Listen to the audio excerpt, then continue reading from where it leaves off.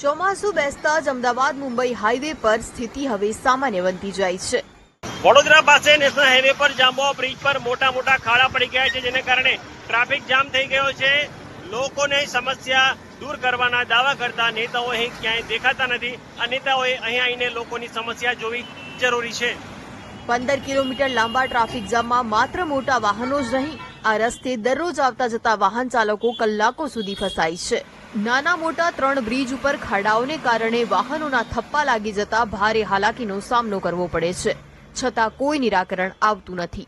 જે જાંબા બ્રિજના સાંકડા બ્રિજનું કામ ચાલુ થયું છે એ જલ્દીથી પતે, અને એના સિવાય જેટલું વાર પતવામાં લાગ્યું તો ચોમાસા દરમિયાન અહીંયા પોલીસ કમ્પ્લીટલી ટ્રાફિક નિયમન કરે એવી માંગણી છે। અત્યારે સવારે ઓલરેડી લખાવેલું છે, પણ હજુ 2 કલાક થયા પણ કોઈ ટ્રાફિક પોલીસ અહીંયા આવ્યા। ગુરુવારે આ જામમાં 5 એમ્બ્યુલન્સ ફસાઈ જતા લોકોના જીવ તાળવે ચોંટી ગયા હતા। રોજ આખો વિડિયો જોવા માટે ડાઉનલોડ કરો દિવ્ય ભાસ્કર એપ।